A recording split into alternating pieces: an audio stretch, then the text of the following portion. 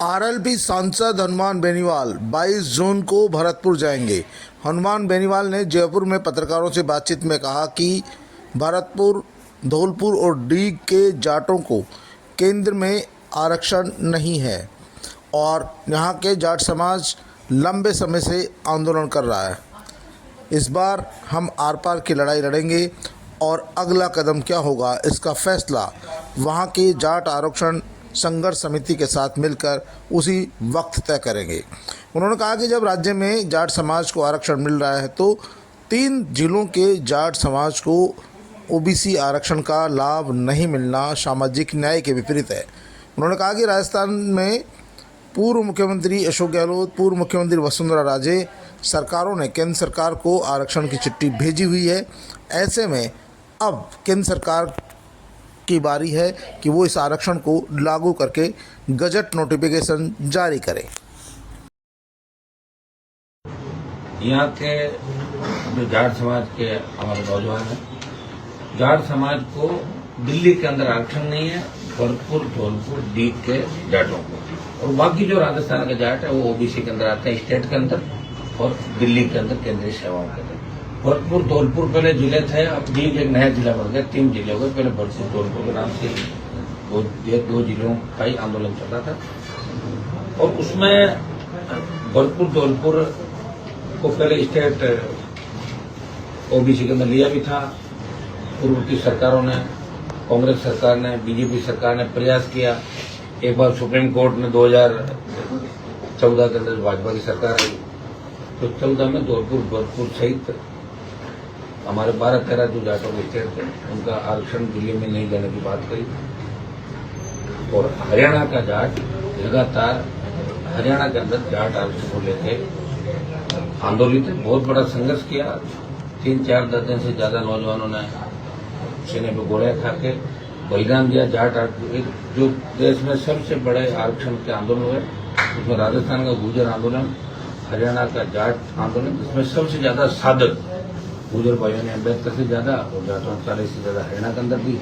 और महाराष्ट्र का जो मराठा आरक्षण का आंदोलन है, गुजरात का पटेल पाटीदार लिंगायत से लेकर देश के अंदर अलग अलग आरक्षण के आंदोलन चले। निश्चित रूप से सरकार आश्वासन देती है, उसके बाद मुकर जाती है और फिर उन लोगों को कहीं ऐसा लगता है कि हमें वादा करके सरकार की मुकरी।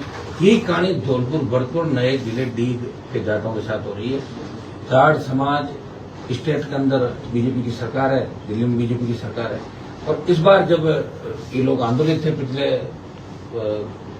कुछ महीनों पहले, तब यहाँ के 2 मंत्री जाके उनको आश्वासन देकर आए और उन्होंने कहा भाई केंद्र की सूची के अंदर जल्दी आपको शामिल करा देंगे। वसुंधरा के समय दिल्ली चिट्ठी भेजेगी आरक्षण देने के बाद, दोबारा कोर्ट की जो राइडर था उसको हटा के उसके बाद स्टेट ओबीसी में भरतपुर, धौलपुर, डीग के जाटों को भी आरक्षण का लाभ मिल रहा है, लेकिन दिल्ली के अंदर नहीं मिल रहा है। और वसुंधरा के बाद गहलोत और गहलोत के बाद दोबारा भजनलाल सरकार, इन्होंने भी दिल्ली के अंदर भरतपुर, धौलपुर, डीग के जाटों को आरक्षण की बात कही है। दिल्ली में ये आयोग के पास पेंडिंग है, आयोग अपनी रिपोर्ट दे और कैबिनेट चिट्ठी जारी कर देगा कि धौलपुर, भरतपुर और डीग के जाटों को भी राजस्थान के बाकी जाटों के साथ दिल्ली के अंदर, क्योंकि अपना दिल्ली में जाट समाज का आरक्षण सिर्फ राजस्थान के जाटों को ही है। तो ये इनकी वाजिब मांग है और इसको लेकर डेरा मोड़ पे भी पिछले कुछ महीनों पहले आंदोलन किया था और उसमें मुझे आमंत्रित किया, वहां की सांसद भी थी, बहुत से जाट नेता थे, मैं जाके भी आया था और उस समय हमने समय कुछ मांगा था। अब आरक्षण संघर्ष समिति, जो जाट आरक्षण संघर्ष समिति बनी हुई है, उन्होंने 21 तारीख रखी थी। भरतपुर के अंदर लाखों लोग शामिल होंगे और दिल्ली को चेतावनी देंगे कि हमारा हक अधिकार हम लेकर रहेंगे, जाट समाज को, डीग, भरतपुर, धौलपुर के जाटों को दिल्ली में आरक्षण का लाभ मिले, ये उनकी मांग है। और 21 को जब कुछ परिजन और कुछ नीट के बच्चे मेरे से मिले, उन्होंने कहा साहब 21 को तो नीट का एग्जाम है तो इसको तारीख को आगे बढ़ाओ। हमने तुरंत उसको 21 का उनसे आग्रह किया आरक्षण संघर्ष, मैं तो इसको एक दिन आगे बढ़ाओ, बल्कि संडे ठीक रहता हम लोगों के लिए, सब लोग फ्री रहते, लेकिन फिर भी बच्चों का ध्यान रखते हुए हमने 22 तारीख इसकी करी है। और 22 तारीख को उन्होंने मुझे आमंत्रित किया है भरतपुर के जाट आरक्षण आंदोलन का जो मार है, 2 लाख से ज्यादा वहां लोग जुटेंगे कल। और मैं पूरे नौजवानों के साथ यहाँ से आरक्षण आंदोलन करते। पहले भी विधानसभा और लोकसभा के अंदर दर्जनों बार मैंने धौलपुर भरतपुर डी के जाटों आरक्षण की पैरोकारी करी। और मैं जाट समाज ही नहीं, चाहे गुर्जर आरक्षण आंदोलन चला, चाहे दूसरे आरक्षण के आंदोलन चले, जहां भी मेरी आवश्यकता पड़ी मैं प्रत्येक समाज के आरक्षण के पक्ष में रहा।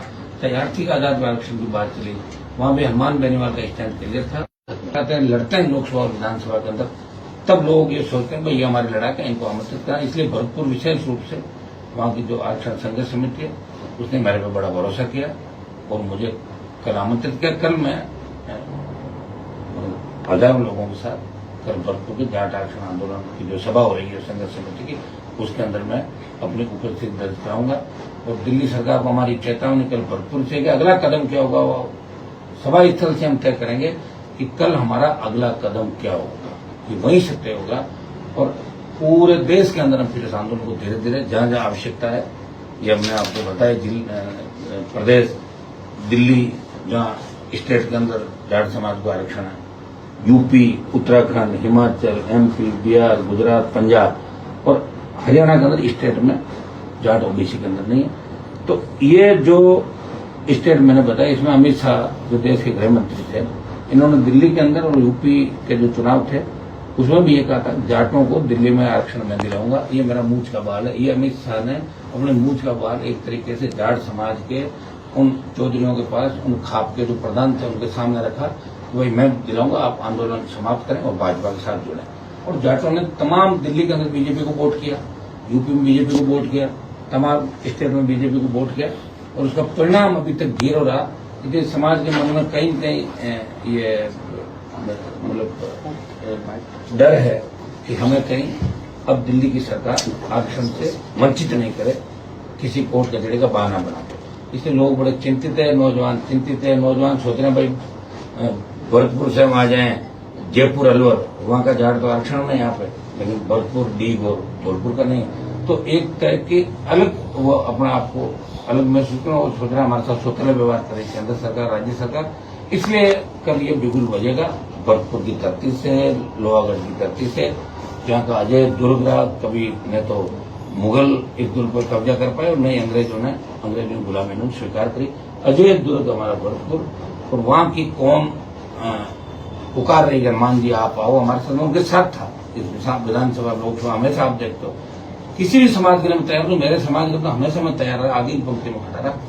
तो कल आरक्षण का जो बड़ा बिगुल बज रहा भरतपुर की लोहागढ़ की धरती से, उसमें हनुमान बेनीवाल अपने समर्थकों से ही वहां जाएगा।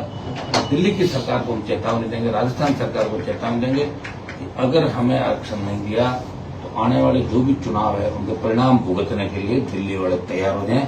अभी उत्तर प्रदेश, पंजाब, उत्तराखंड 4-5 राज्यों के चुनाव है, वो लगातार चुनाव होंगे। और ये वो कौम है एक बार जो निर्णय करती है तो पीछे नहीं हटती। और आपको याद होगा किसान आंदोलन के अंदर में मोदी के साथ होते हुए भी समाज के और किसानों के साथ आया, सड़क पर आया। तो ये जिद्दी लोग हैं, जब तक सरकार इनकी नहीं मानेगी तो सरकार को चैन से नहीं बैठना देंगे।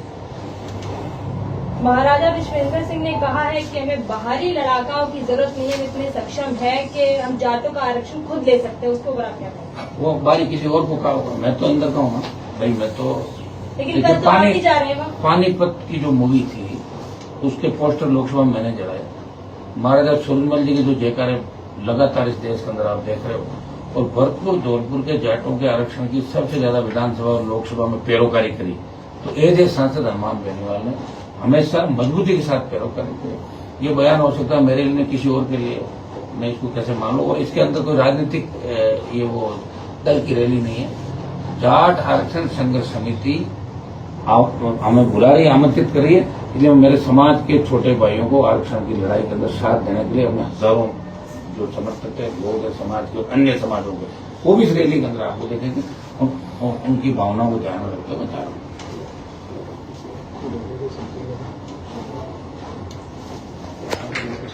पूछो फिर कोई याद रह जाएगा।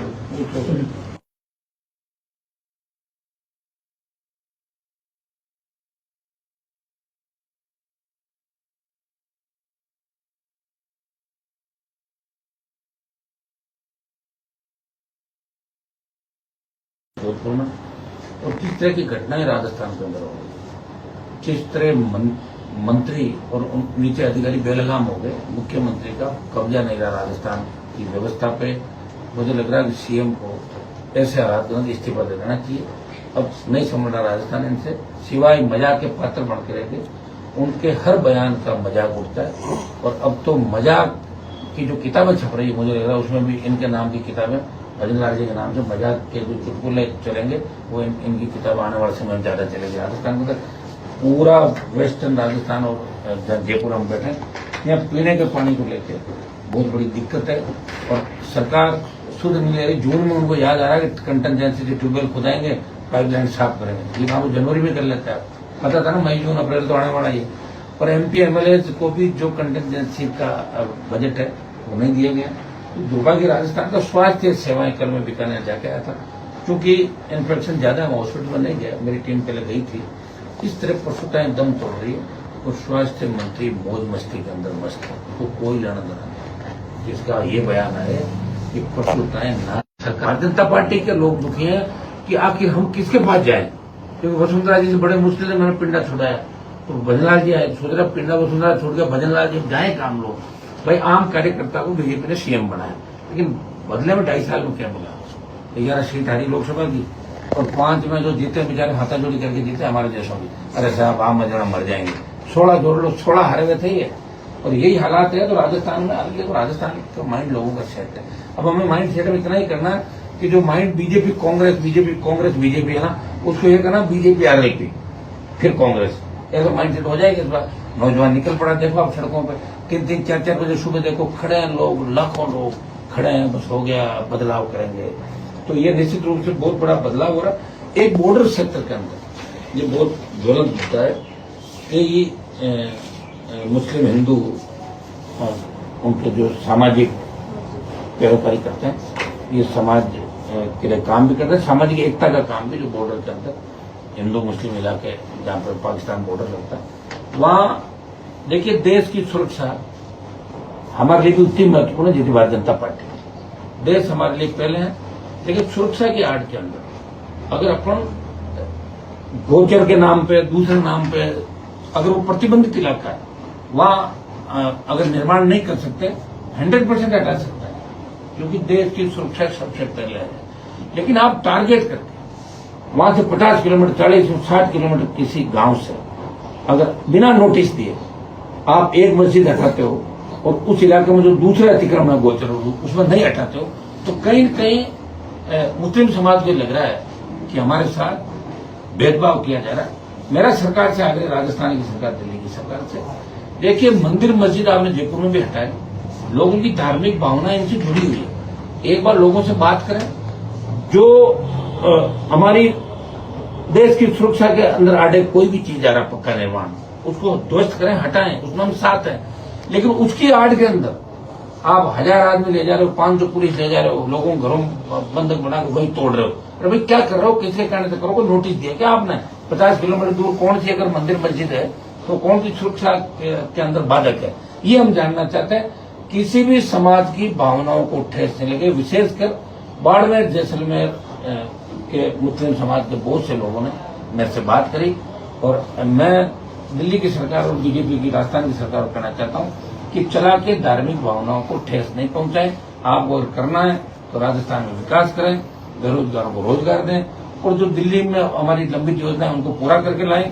और सिंचाई का पानी कैसा है सुनो, बिजली के मामले में काम कराया, टोल मुक्त की कोई बात करें या स्टेट हाईवे जैसे टोल मुक्त किया वसुंधरा के समय हमारे दबाव में, वो वापिस आप करें, कुछ ऐसा करें, पेपर लीक की घटनाएं नहीं हो।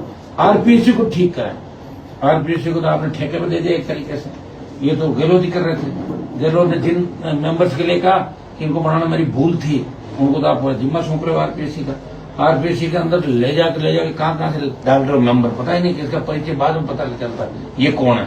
राजनीतिक नियुक्तियां आरपीएससी के अंदर बंद होनी चाहिए, ये मैं नहीं कह रहा हूं, अमित शाह, मोदी और नड्डा जी यहाँ कह के गए थे तीनों कि हमारी सरकार बनी तो एसआई भर्ती के अंदर ये करेंगे, हम ये नीट की सीबीआई जांच कराएंगे, हम आरपीएससी का पुनर्गठन करेंगे यूपीएससी की तर्ज पर। कब करेंगे?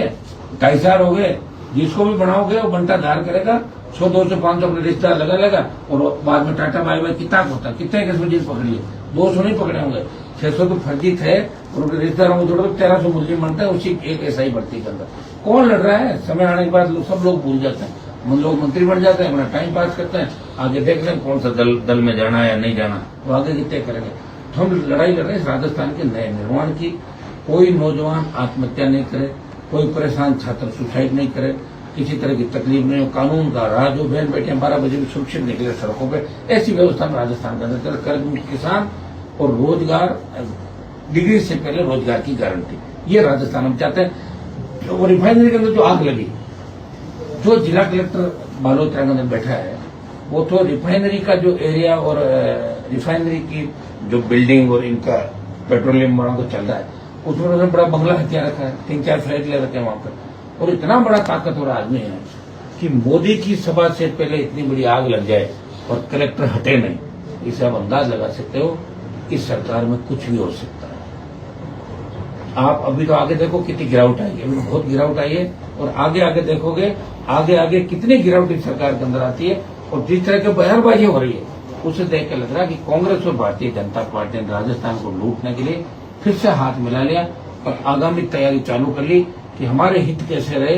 कुछ गिने चुने लोगों को जाति के नाम से मंत्री बना दो, कुछ को राज्यसभा में भेज दो, कुछ को इधर भेज दो, कुछ को उधर भेज दो, वो चेहरे दिखेंगे, ये फलानी जाति से फलानी जाति से। और मजबूत जो लड़ा के लोग हैं वो कई लोग इस व्यवस्था के अंदर उनका दम घुट रहा है। और राष्ट्रीय लोकतांत्रिक पार्टी इस बार राजस्थान का बड़ा विकल्प बनेगी। आप देखना, आप बार बार तेजी समझो, कई कारण हो जाते हैं, कई कमियां रह जाती है।